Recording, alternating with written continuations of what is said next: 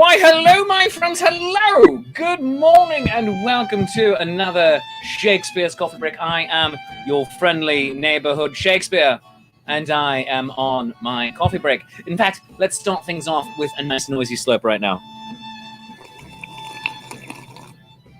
Oh, that's just good internet audio. I don't care who you are. Oh, my gosh. It is the last coffee break of the week. It's hump day for some of you at home. It's hump day for me too. It's just I just switched what I'm doing. So we have an amazing show today. And real quick, how great was it that I had a co-host the first two shows of this week? The amazing Mayhemmer. She's going to be back next week as well. At the very least, she's going to be here on Mondays. And hopefully we can entice her day job to let her stay with us the rest of the week as well. Today, though, we have the amazing Madame Onça. She's going to be here. She is just a phenomenal artist. Let's just stop right there. Full stop. Because she does it all. She designs. She performs. She does tarot readings and more. We're going to talk about everything that she does, but also the business of art. Because this is a business. Before we get in, though, let's say hello to those of you who are already dropping in to the comments. Kathy Evans on both YouTube and Facebook. I'm just going to grab the YouTube one and say hello. Hello, Kathy. And Alex Stevenake. Good morrow, sir. Good morrow, Alec. Hello, good morning. And now let us bring in my friend. And I can say that, and that I'm always so very happy to say that, my friend. Not just this really cool person I know, but I've known her a little bit for a few years, and then over this last terrible, ridiculous year, we have become friends, and that is a delightful thing to be able to say, and that is one of the good points of this quarantine, the corona apocalypse, the COVID palooza, whatever. So please welcome my friend, your friend, the Lady Mayor of AwesomeTown, Madame Onça! Why, hello, Shakespeare. I don't know why. That's very exciting. I do that all the time now. I don't know why, other than it feels right. It suits you. Thank you. Oh, it suits me in my doublet. This is a 15-year-old doublet now at this point. My doublet, my poet shirt, my yoga pants. Oh yeah. It's a good I am actually wearing pants today, I must admit. Good for you too. See, we're pants friends. We are pants friends. You look so handsome today. Oh my goodness. Oh. See? Right? There you go. I don't have a good one. I haven't had enough coffee yet. I thought pants friends was a ridiculous enough statement, and then you upped the game. It's like, dang it. Right? Well, I know that you haven't had enough coffee because you dumped it on your keyboard right before we started. No, not on the keyboard. If so, I'd be in full panic mode. No, it was to the left, and so it was a little bit on the desk, and then a whole lot on the floor. And so I mopped it up real quick. The floor is a little tacky, so it's kind of like, oh, this is fun. So is my set. I was going to say not tacky in a 70s way, but again, you beat me to it. Damn. You know what? The show's yours. Take over. I'm out of here. Goodbye. There you go. Ta-da! I can't help it. Gemini talks all the time. Good morning, everybody. Thank you so much for being here with Shakes and I. I'm excited to be here. It did give me a reason to, put on my clean eyeglasses and refill my coffee cup. So I'm back. All right. I couldn't do that. Dang it. All right. So Madame Onça. May I call you Madame Onça? I'm going to call you Madame Onça. You may indeed. Madame Onça. Last time you were on, we talked about your tarot, and we're going to do that a bit more because you just made an amazing, just phenomenal. The artwork is spectacular. You go hardcore with how you do it with the wood cutting and pressing, and just, it's next level insanity. And by that, I mean very good things about it. Just like you're going in a centuries old process. True. With how you're doing that, as opposed to I'm just going to, draw it or paint it or do. Draw it on my snazzy electronic tablet. That's a whole different art. But then you use your electronic tablets to augment, and it's just brilliant. So you're combining the old with the new, and that is amazing.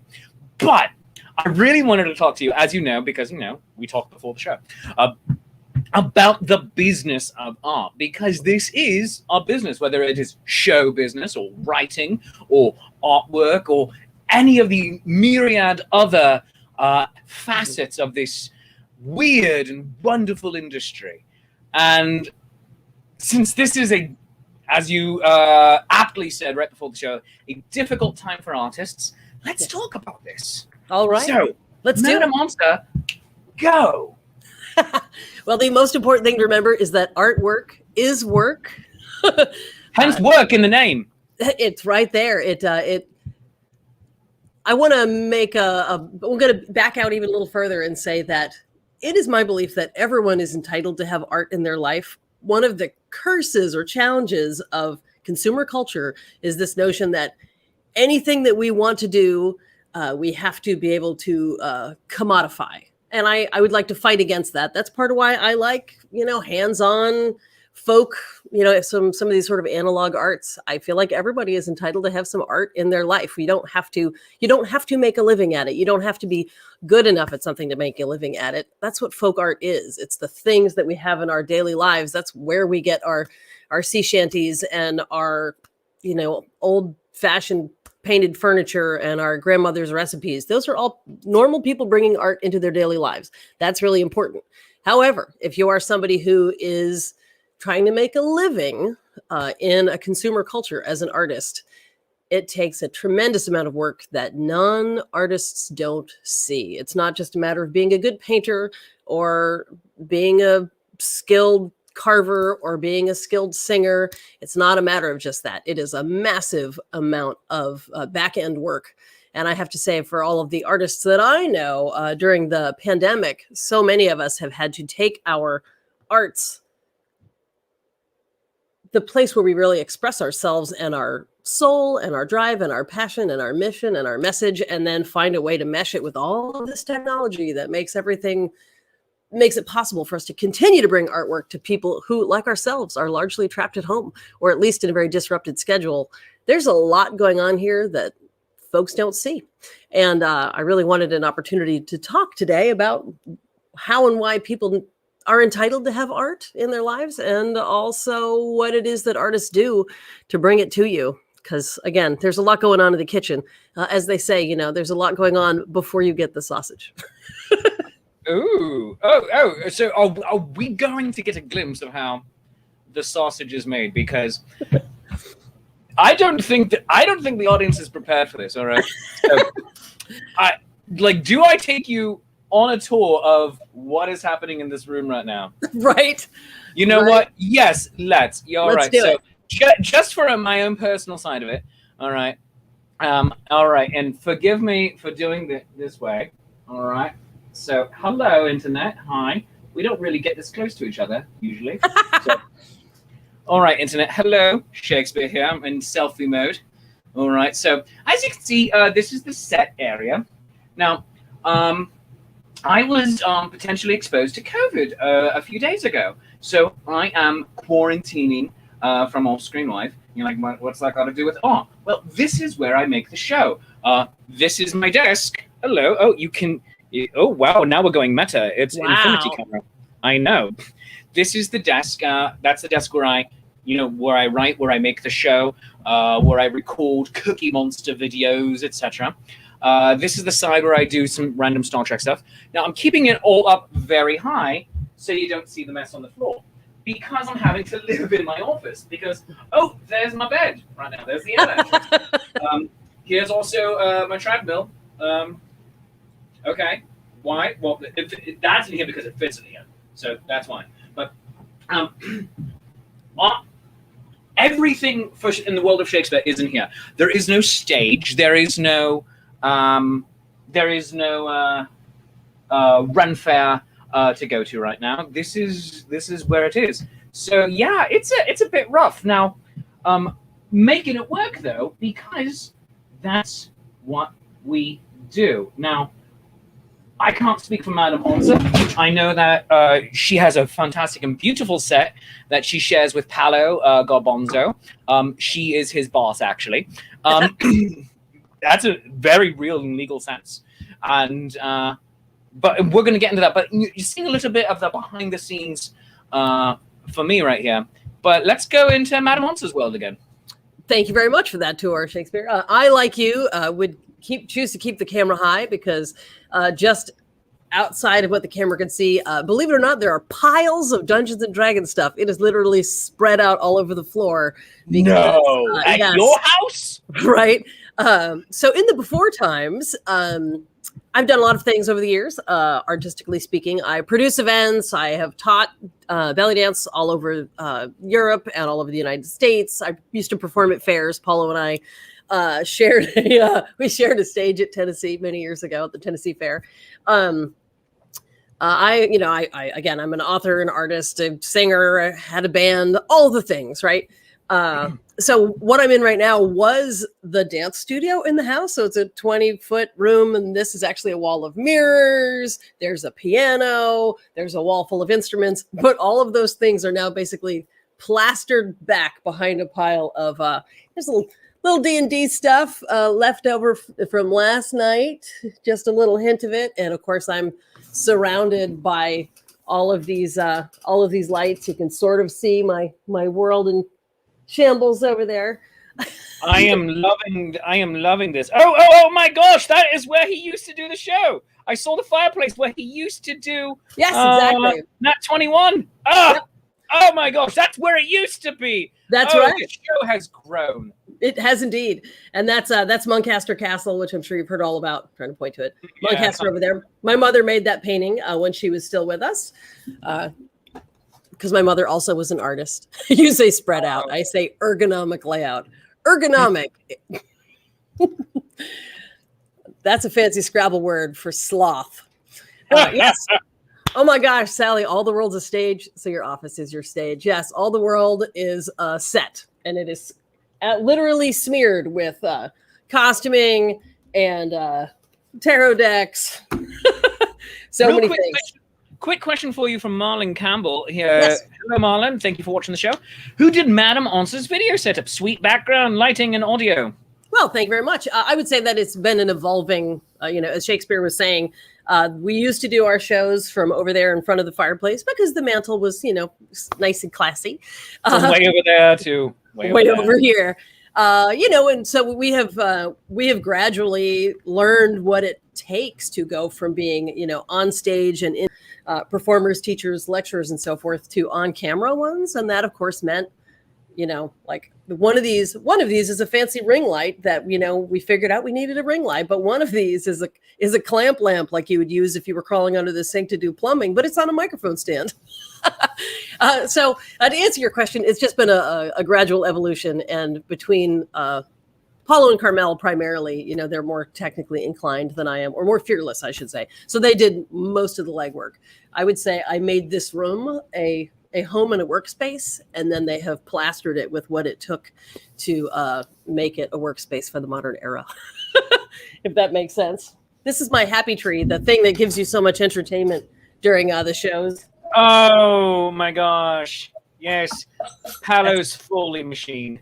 Yes. It reminds me of Crotty Robot and Tom Servo, kind of, actually. You're not wrong.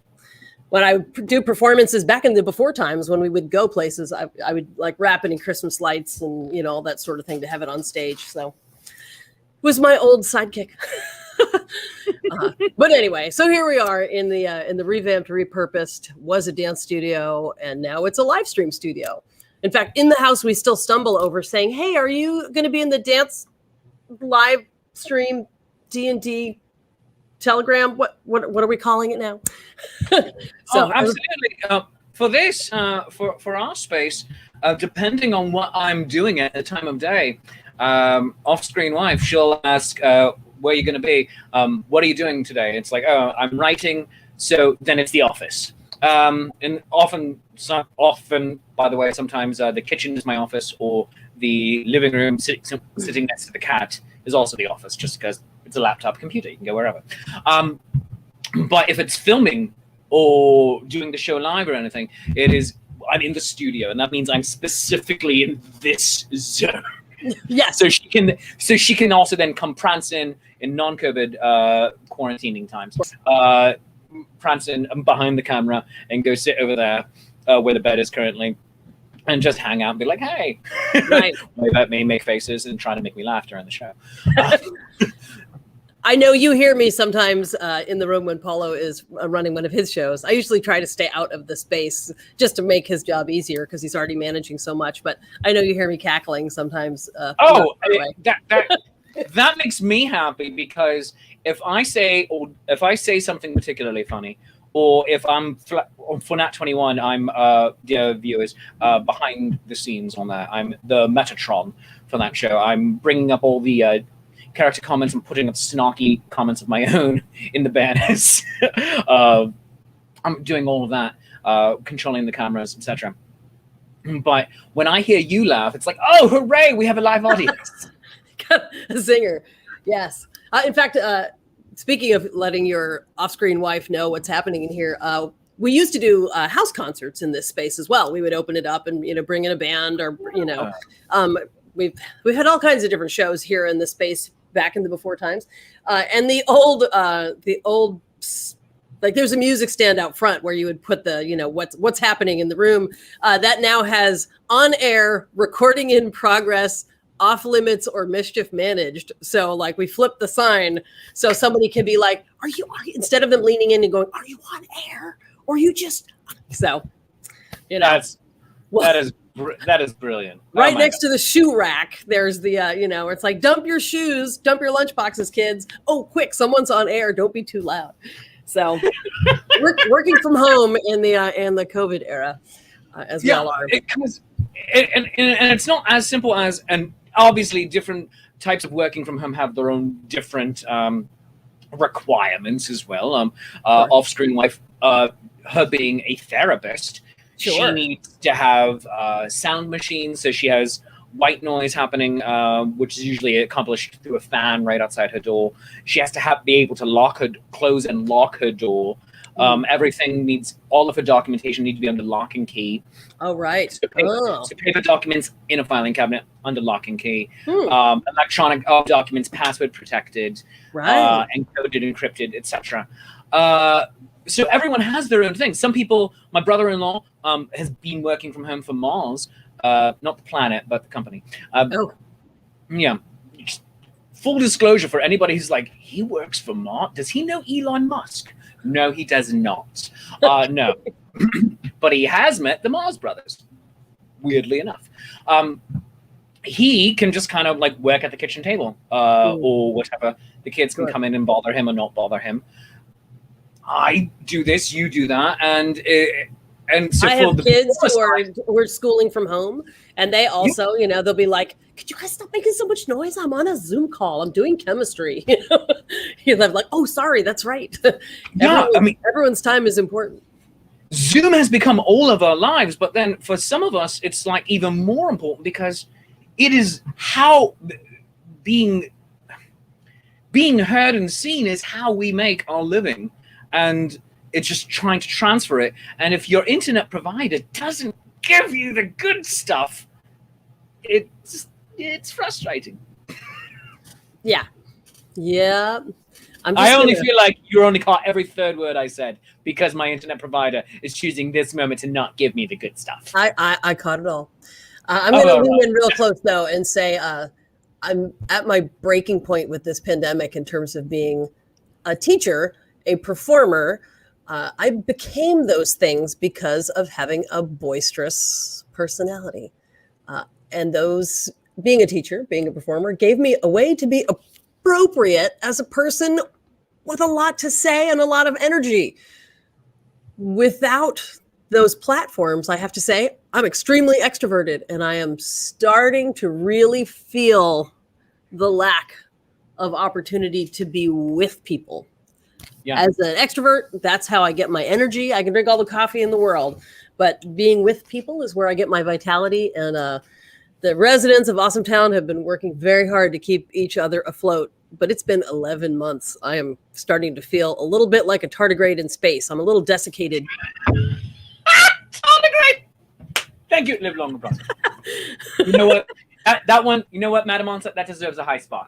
All right. Well, bless you. I Spock there. There you go. Thank you. Oh my gosh.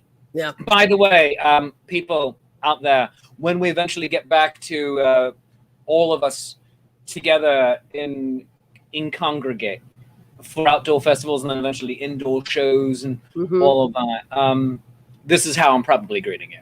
Absolutely. I'm not elbow bumping you. No, that's just weird. No.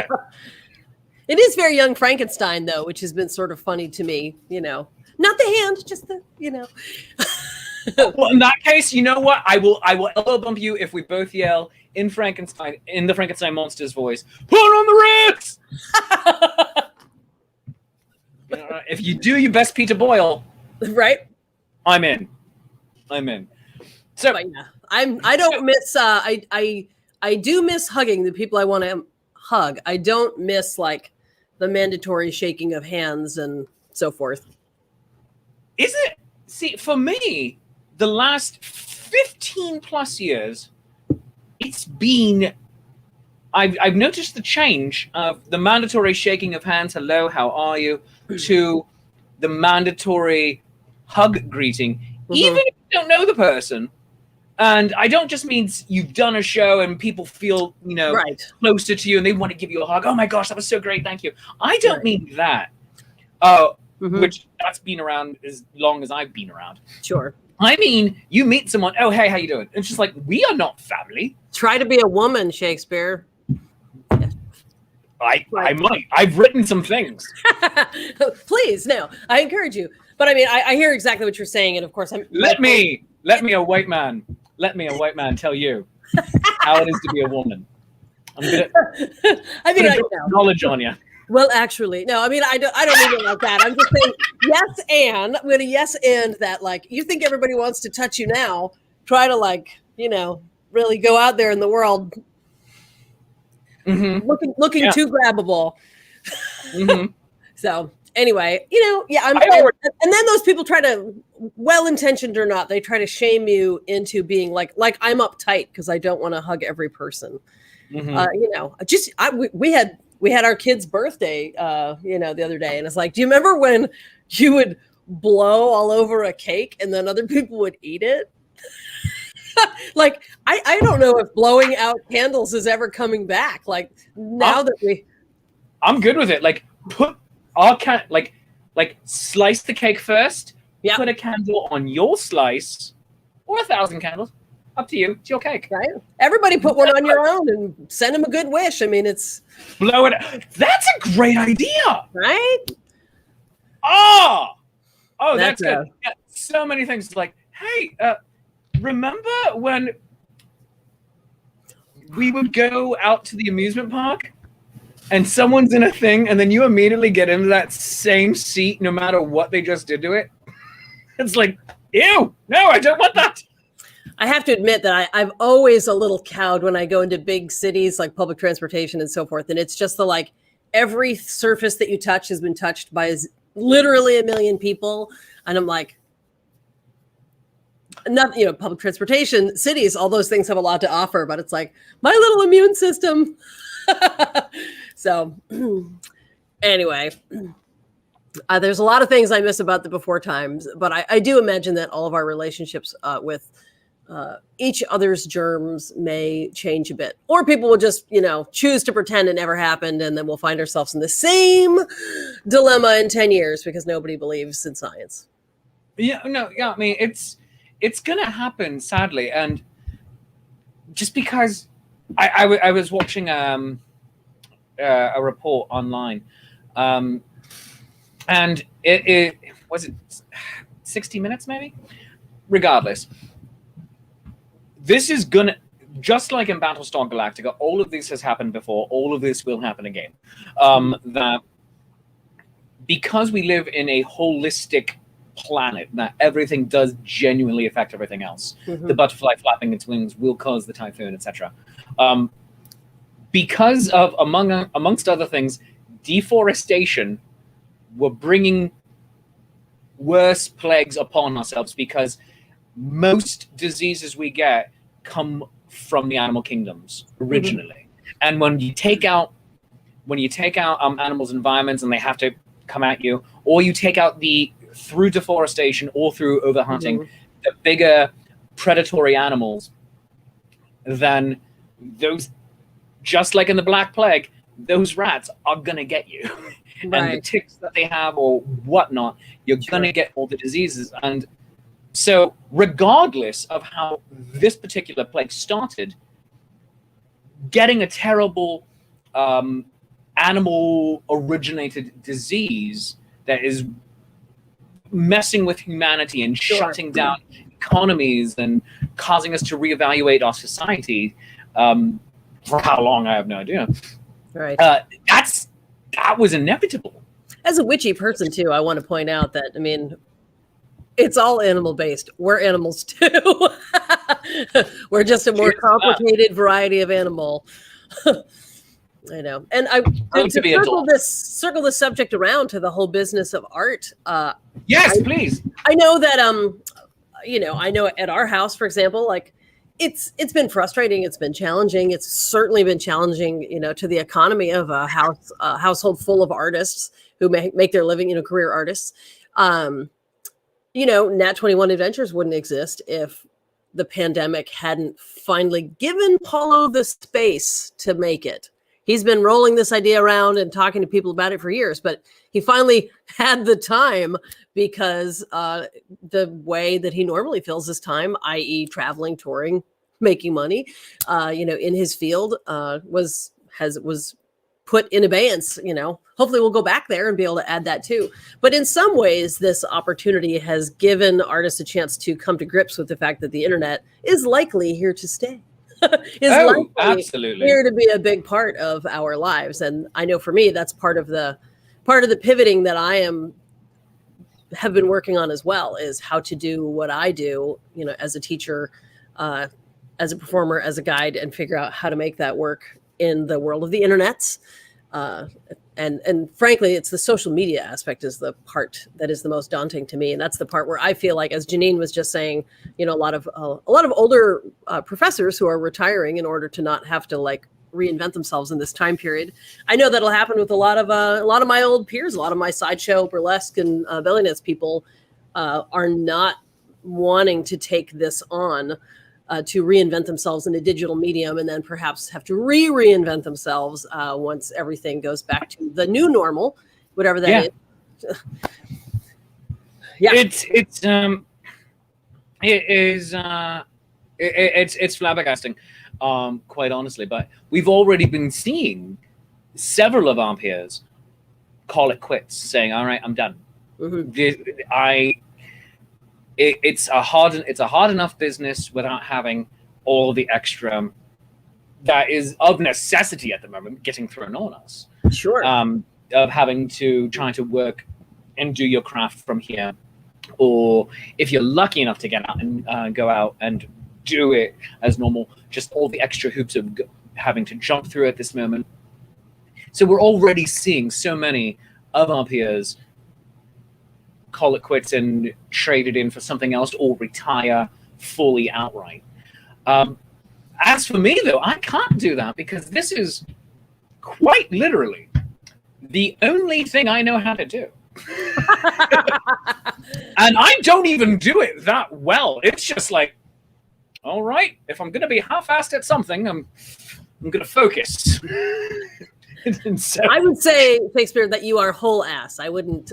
Thank you. You. I wouldn't say that you're half ass. That means so much.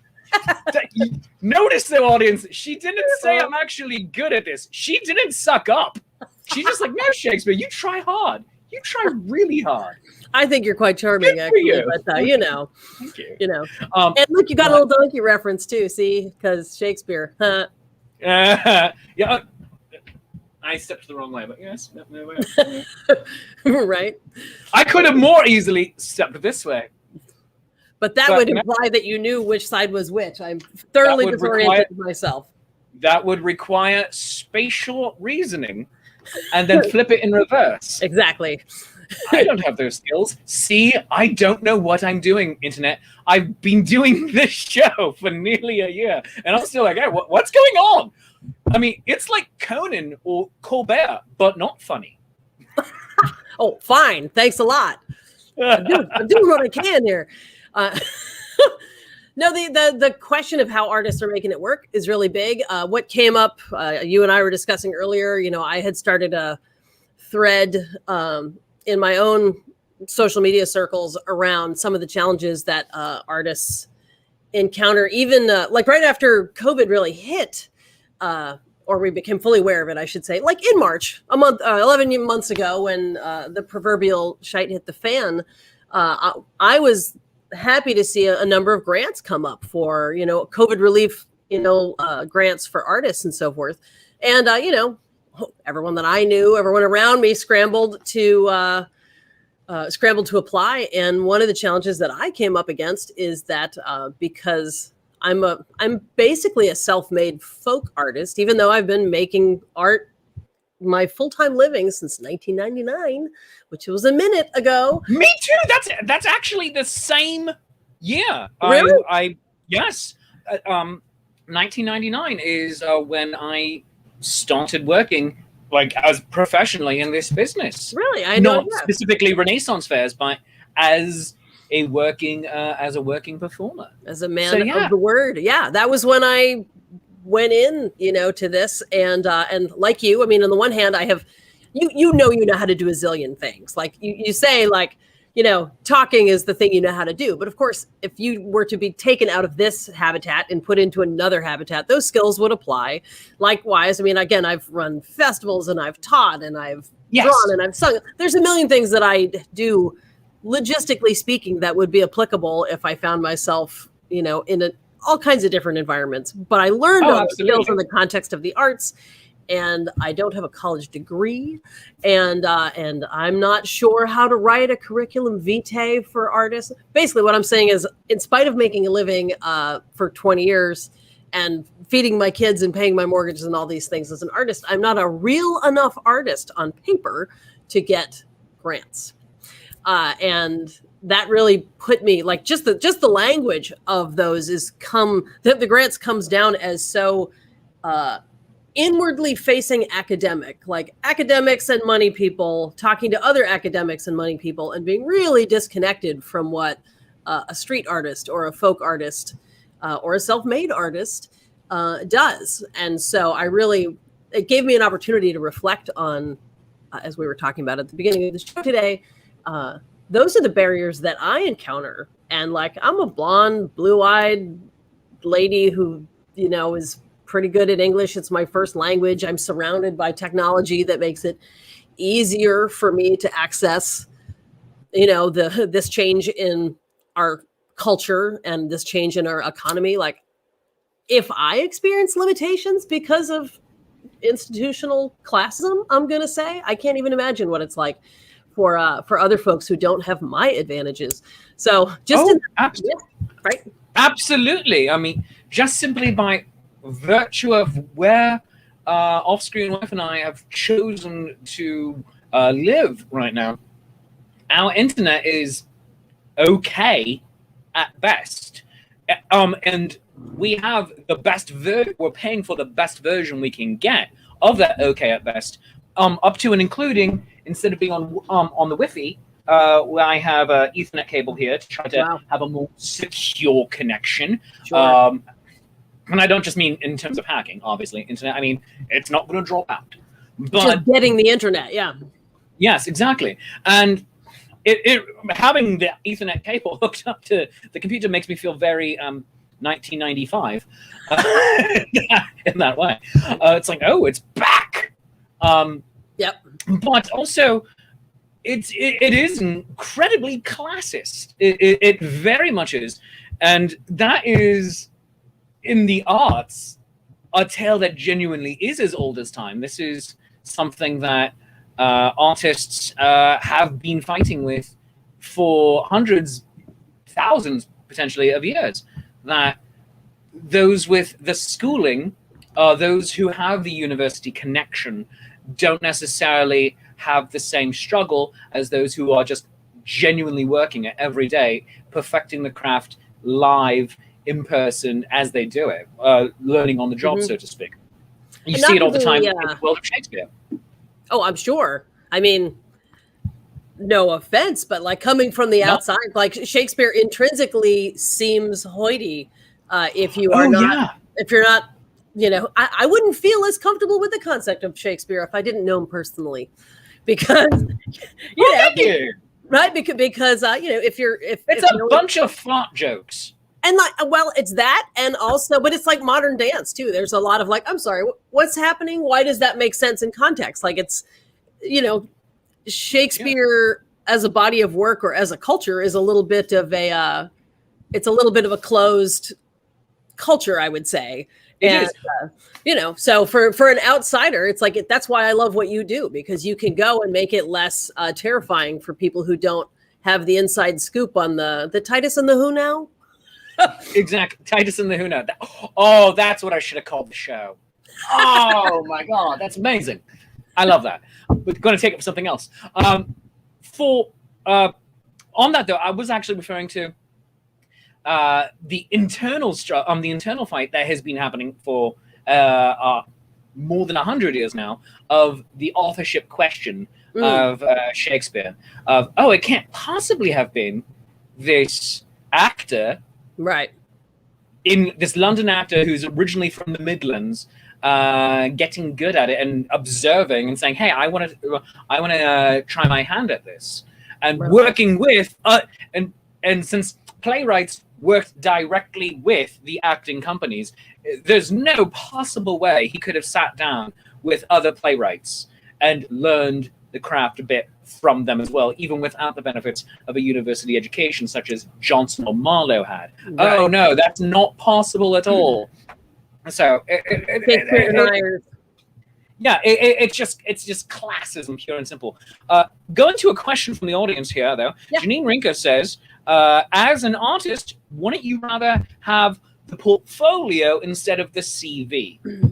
That's an excellent question. Curriculum vitae. Yeah, sure. When it comes to, like, you know, for grant purposes and so forth, the expectation is really that you have both, because there's your body of physical work, you know, samples thereof, which again, there's certainly are financial barriers for people around what that needs to look like, because the presentation is a thing. In fact, when I was first working on my tarot deck, like, we had to make physical slides and mail them to people to represent the art. Like, you know, we're talking about like back before the internet was the thing, when I was first doing that kind of work. So there's the physical portfolio, but then but we also need to know about you. Like, the idea that your art can speak for itself is, at least in that context, in the context of granting and so forth, is not true. And again, I'm wordy. I'm not afraid of using all of the words to describe all the things, but those documents are set up to say, well, what kind of artist are you? You know, do you work in multimedia? Like, here's your categories. And I can honestly say, for example, in my own life, that I have painted and done paper mache, and I grew up with doing sign painting, and I made things out of potatoes, and I dipped fish in paint and made prints out of them, and block printing, like, and singing and banding and dancing on a piano and being carried on a bier. Like, the kind of art that I have done over the years, again, doesn't fit into the, like, please check which box, you know, please insert, you know, recommendation from your college professors. It's not a matter of not having the work. It's a matter of our lives as artists become more complex and more nuanced. Yeah, not a real artist. As your work becomes more complex, if you're not functioning inside those academic structures, which, if I understand correctly, are modeled basically on monastic structures, you know, academic systems that we inherited from the way the Catholic Church was passing down information in monasteries, you know. Again, shockingly, not necessarily open to everyone. No, and a friend of mine who has been in this business at least as long as I have, possibly a couple of years longer, because he's 2 years older than me, so it's just like same time-ish, same time frame, 20 years. Was going for a corporate acting job in a place that shall not be named in order to protect the innocent, but let's just say it rhymes with Blushies. Right. Now, so doing corporate performance in theme park style place, and here's the resume. You've been doing this for 20 years. Wow. We already know your work because you've been working with us for a while. You're going for a better position. He does not have a university degree. And they said, oh, we're looking for someone who has experience. And it's Right. so you would rather hire a 22-year-old who has that piece of paper for this better position because of that. And also that therein is a bit of the difference between corporate and actual, let's call it, theater world.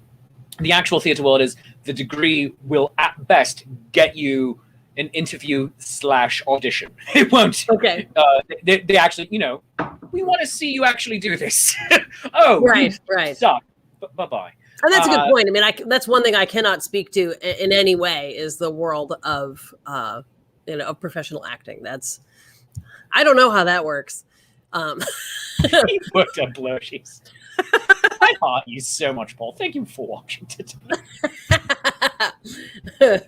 He's just checking to make sure that all of his equipment is working,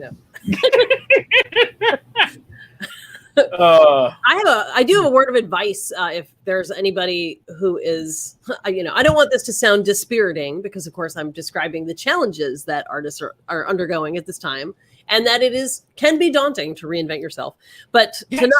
to be an actionable item of empowerment, I would say, for anybody, pandemic or outside the pandemic. One of the most important things you can do as an artist who wants to make a living is just to make sure that you essentially do what the grant proposals don't want you to do, which is diversify your skill set. Being fantastically good at one thing, like your heart may abide there, but culture ebb and flow, economy ebb and flow. It's really useful to be a person who can do some of this and some of this and some of this. Yes, absolutely. If you can diversify your skill set, that's part of the challenge I have, and even trying to write down, well, what have you done in 20 years? I have produced dozens of festivals. I've taught more workshops in more places than I could ever possibly remember. I make cards out of, I can carve things out of rubber and print them. Like, it's really useful for you to have something that might apply because you don't know what the world is going to do and when it's useful for you to suddenly at least be able to stand up and speak passionately and hopefully somewhat linearly about that thing that you know how to do really well. So the diversification of your skill set and the extent to which you can support other makers and doers as part of a sort of not in a I do this for you, you do this for me kind of way, but if you're able to be participant in community with other people, you can bounce ideas of each other. And when you suddenly need somebody to watch the door at your gallery opening, you have somebody who understands where you're coming from, who might be able to do that. In order to do that, you have to be willing to show up for other people too. So in a world where I want to say the dominant paradigm tends to fail and prey on artists until you reach that part where you're suddenly successful enough to be treated like a real person. It's really important that we help each other to succeed. And we are encouraged to, coming from a burlesque and belly dance and so forth, of course, which are predominantly women businesses, it's really important to use the opportunities to get better, but not competitive in the sense of breaking each other down, but in the sense of striving to use your powers to make the world a better place, because nobody's going to do that for you as an artist. America, frankly, hates artists. Absolutely. The concept of competition as a way of making yourself and each other better. For instance, when I saw Hamilton on Disney Plus, which, by the way, if you have not seen Hamilton on Disney Plus, A, what have you been waiting for? B, it'll change your life. C, best thing you've ever seen. D, watch it a third time. Now, Right. I'm watching it and A, loving it. B, seeing this is where we can go and getting excited, not going, oh, I can't compete with that, which is a logical place to go with that. But Sure. just thinking, oh, we're allowed to do this now? Right. Oh my God. And it made me so very excited. And then the same thing with the John Mulaney special. I can't remember what it is called, but where he treated it as an after-school special. The paper bag, the lunch bag kids, or something like that. Lunch sack, something. So that was, again, just so absurdist and so ridiculous and hilarious. And I try to go, that's where my sense of humor lies. And I try to go in that zone of how much more absurdity can I insert into this? How much will the audience accept at any moment? And then just start inuring them until more and more and more, until eventually it's just going to be me on a unicycle going across the stage in slow motion going, da, da, da, da, da, da, da, da. And they're just going to be like, yep, that's just what the show is. And somehow they go, my takeaway is that history is cool. Yeah, it's just going to be like, he's weird, but I dig it. I dig it. Yeah. That is the type of competition that is good because it's just forever going, okay, what can we do? How can I up the game? How can I up the How can I up the game? How can you improve the art? And that's, among other things, what happens in the actual Renaissance. But what we can be doing now, this can be a Renaissance of, I'm so very looking forward to getting back out there and performing physically live for people, because among other things, it means I don't have to focus as much on this. Although this show will still happen, people. Don't worry. Yes. Once a week, probably. But it's not going to be constant video content. It's just going to be everything augmenting everything else. It's going to be so weird when we're like, I'm filming things outside. Who lit this anyway? Oh, right. The sun. I'm outside the studio. I need to learn new skills. and that's the thing of like, all right, if I'm filming a show, it's like, all right, should I bring in those little bouncing sheets, like to bounce the lights off of? It's Absolutely. Like, should I do that? Yeah, it's an overcast day. I probably should. Honestly, it's my hope, Shakes, that because so many of the artists, particularly doing Ren fairs, and again, the variety arts, so many artists are having to become more savvy, either because they're streaming content like this, or if nothing else, because they've set up an OnlyFans in order to survive. So many people are becoming more tech savvy. I'm hoping that it actually pushes Ren fairs on the after side to go, people's baseline expectation of production, of lighting, of sound, of recording, and certainly of how fairs approach tipping. Because some fairs are still like, we don't really want you to put your your Venmo info out there because it takes people out of the moment, kind of thing. Performers have been living and dying based on whether people know their Venmo now for a year. Like, I think fairs are going to have to adapt to, I certainly hope, to this notion that, being able to talk to people about your social media is part of the job description. Yes. The same as it used to be like, oh, can you hide your phone under a piece of burlap? No, phones are now, we're basically cyborgs. Like, having your phone out as a camera or a tool for shopping, it is a fundamental part of our culture, and we become blind to it. It's not distracting us from the fair. So my only request with the phone is when I have it out, and this has been my rule for years now, because I've been taking not tips online. But I was taking until this year. But merchandise sales. Sure, of course. Oh, can I pay with plastic? Absolutely. Yeah, let's do it. Right. My only request to people is, if you want to get a photo of me, don't do it during that period, or give me the moment to hide the device. Right. Because it's just because obviously I can't control if you're taking a picture of me during the show, on the street, whatever. But I can try to, at the very least, control how I'm presenting myself. And so if I am just like, if it's like, okay, no, it's like, yeah, that looks like if it's a photo, it's like takes me completely out. It's However, not the you that you're trying to give them. Exactly. However, there is a really fun photo, like professionally done photo of me taking a selfie with other people. Yeah. And that is totally fine. Right. I mean, because it's just like, oh, this is just basically advertising the silliness and absurdity that is the show. Right. It's just like, oh, here it is. Right. So, but I will also have cameras set, or phone rather, set up recording on tripods at performances, and people accept it. Most fairs I perform at are very good at it. I'm just like, yep, sure, you do you. Paula may have mentioned this before, but the experience that we have had being in Europe, is that Ren fairs in Europe, of course, they have a different relationship with it because it's their own history. In America, Ren fairs are kind of it's almost like a time travel fantasy, even when we pretend it's history. But if you're in a village in Germany, the Ren fair is about their village. It's about when those people from that town came over and we had a battle. It's a lot more personal. It'd be more, I guess, as if we were doing like an Indian Wars reenactment or something like that. Here where it's like not a fantasy, it's actually built into the history of the ground.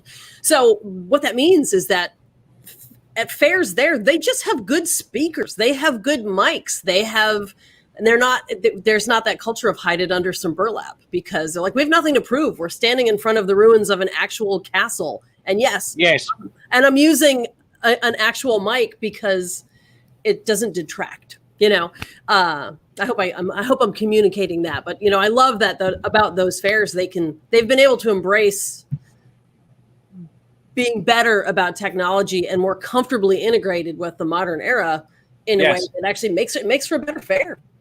It does. And there are festivals that don't amplify anything, and they also don't want you to amplify it for various reasons. Among other things, like they don't want, if you're at one stage that is 45 yards away, other than the cheer of your crowd, they don't want to hear your performance. Totally makes sense. But then also, let's try to design the spaces so that I'm not blowing myself out. Right. If I'm there. Now, having grown up in the theater and then also in outdoor performance, I've gotten really good at projecting and not blowing out my instrument. Although some days, usually towards the very beginning of the season, I blow out the instrument because I forget what I'm doing. Right. I'm so excited. I'm like, oh my God, let's do this. And then it's like, end of the day, I'm talking like this. And it's day 1 of 3. And it's like, oh, I'm stupid. Right. And that's just me. But the festivals that do have amplification at some stages, what they need to do is have it at all the stages. And don't make that something that... Plan your fair so that you're not on top of each other. I mean, there's a job title for that. Entertainment director. Hopefully you've considered that putting these two stage managers right next to each other at the same time. Perhaps, So we are starting to run out of time a little bit, and I want to get into your own personal art as business. That is World Spirit Tarot. And I'm going to bring up a picture of it. Boom!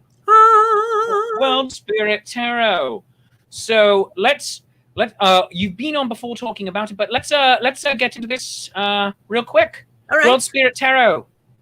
Let's do that. So I read tarot cards. I would say I'm an amateur tarot scholar. I'm fascinated in the history of tarot because, of course, it is an evolving art form that is hundreds and hundreds of years old, and it's an evolving art form. It changes. If you study it through time, you can see how it changes to reflect the sort of mores and politics of the time.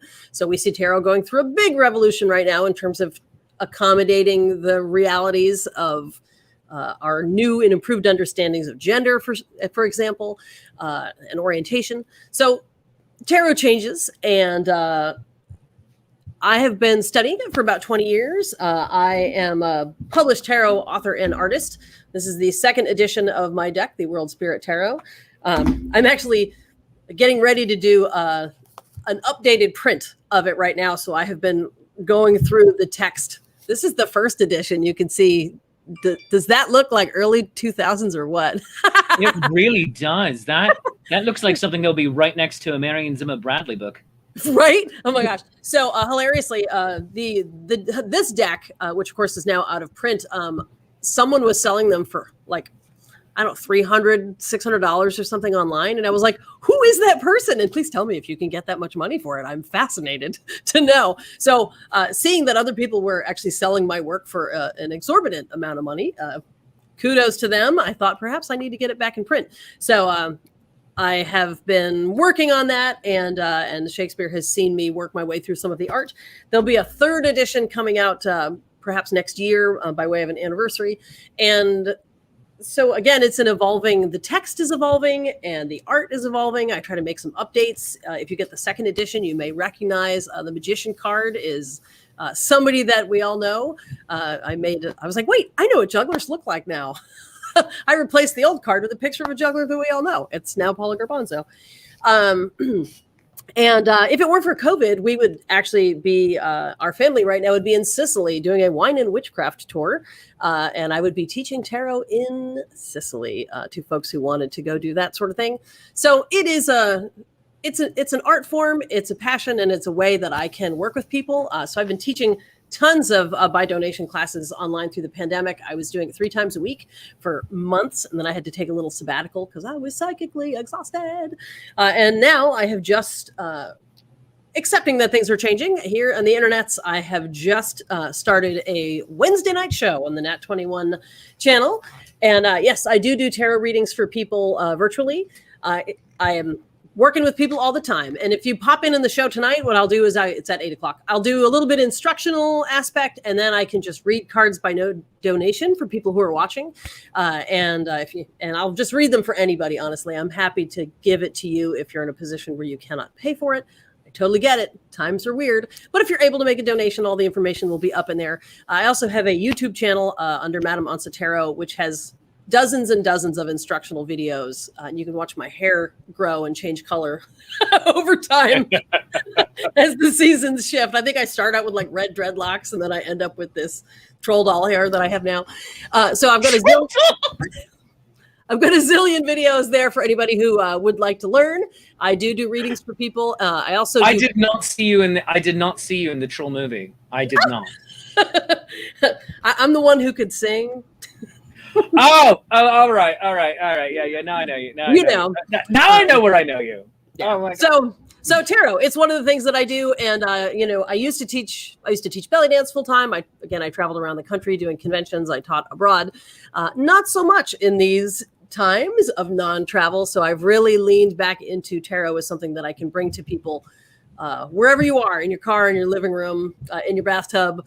I can teach, or I can read for you, and I can teach you how to teach yourself so that you can continue to learn and study, because it's a really fascinating window into how culture changes and how we look at our lives and try to feel empowered by interpreting the dream language that the cards give us. That's my feel, Shakespeare. I'm loving it. So World Spirit Tarot tonight at 8 p.m. Eastern Time on Nat 21 Adventures, Twitch channel, twitch.tv/Nat 21 Adventures. Are you also simulcasting it to your Facebook page?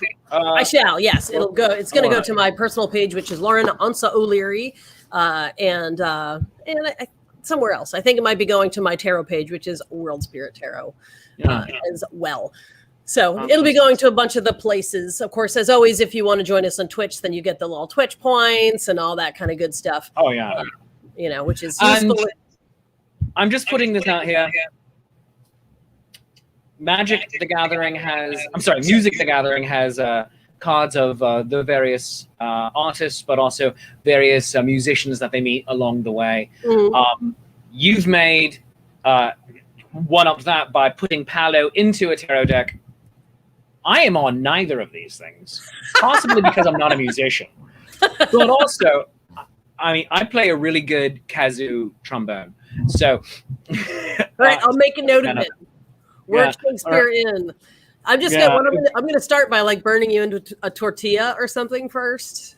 Okay. Wouldn't that be all right? That's kind of a epic, mythic. Yeah, like I'm like the Virgin Mary. That's what I'm saying. It's like the tortilla of Turin, but it'll be you. It's like I saw Shakespeare in a burrito. It's like, ooh, that's.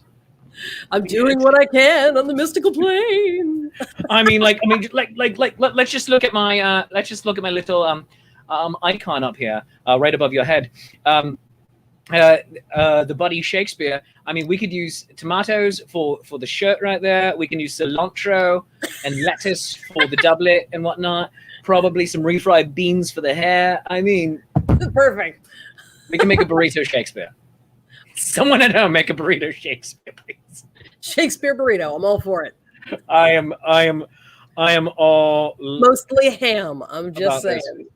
Bow down before taco Shakespeare. This is amazing.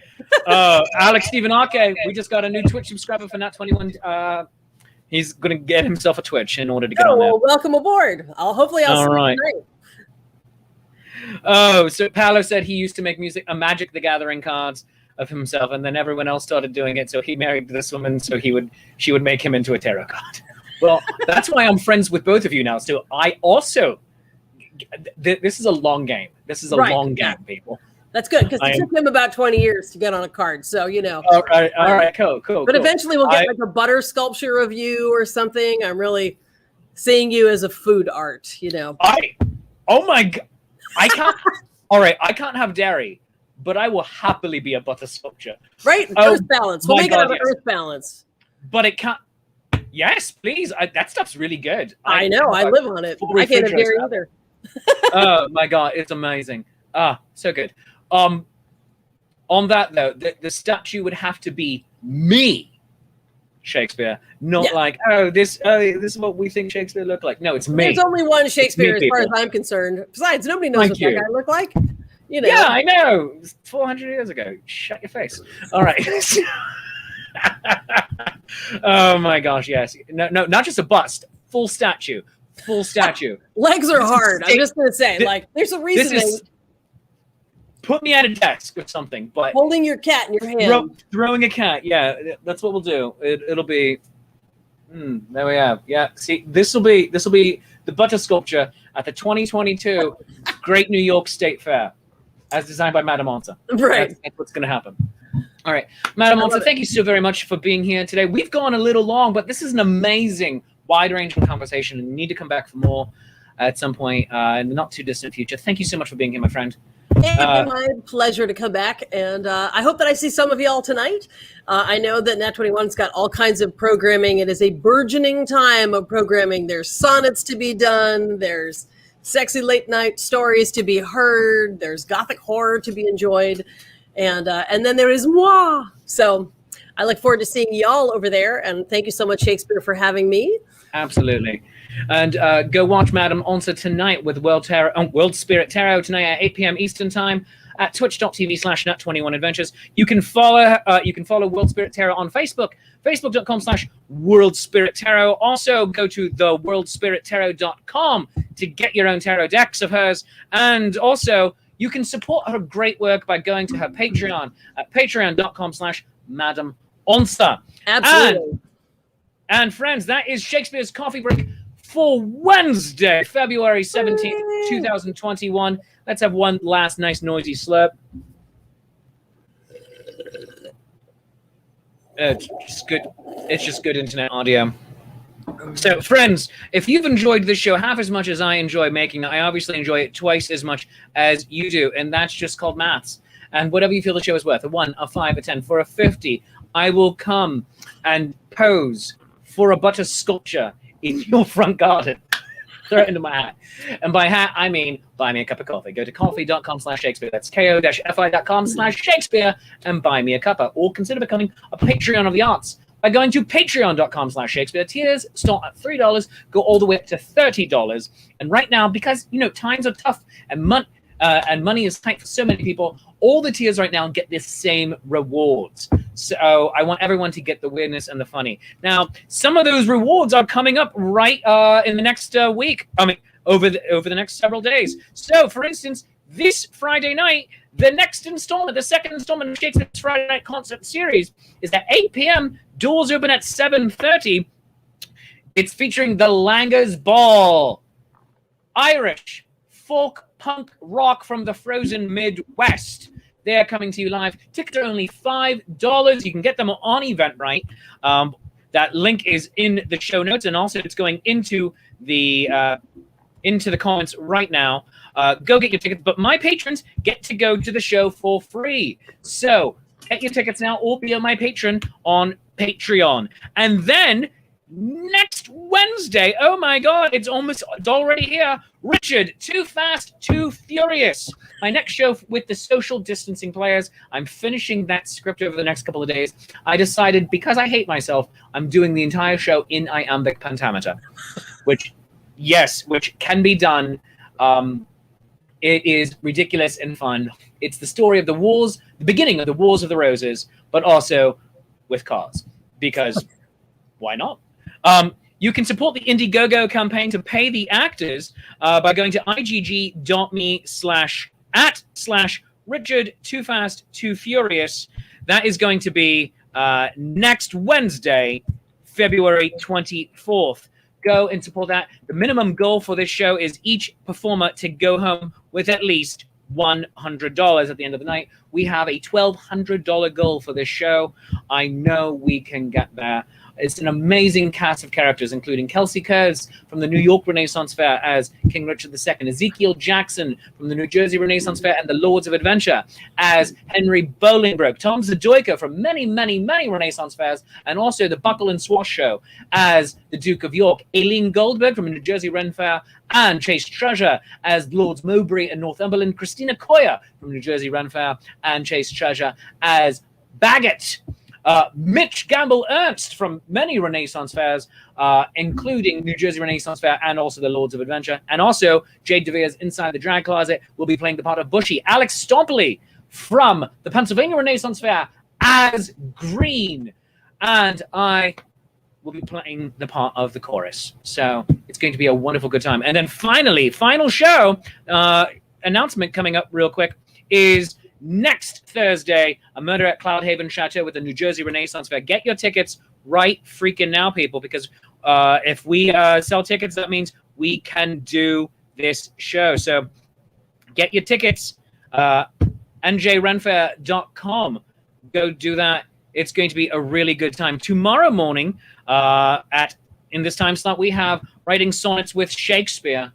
That's going to be at Facebook, YouTube, and twitch.tv/nat21adventures. You, the audience, me, your friendly neighborhood Shakespeare, will be writing sonnets together. We're making our writer's room. Friday morning, we have Shakespeare Reviews, the movie review show with Andrew McKee, the Irish Bard, and I over on Life's Affair. This week, in our post Valentine's Day stupid, we're talking about The Taming of the Shrew. And it's going to be a really good time. So much going on. Once again, thank you to my special guest, Madam Onça. Thank you, Madam Onça, for being here today. And it is my pleasure. Oh, thank you. And friends, I love you. You love me. There is mutual glorious affection. We will see you tomorrow with Writing Sonnets with Shakespeare. Cheers, everybody. Bye-bye. Bye.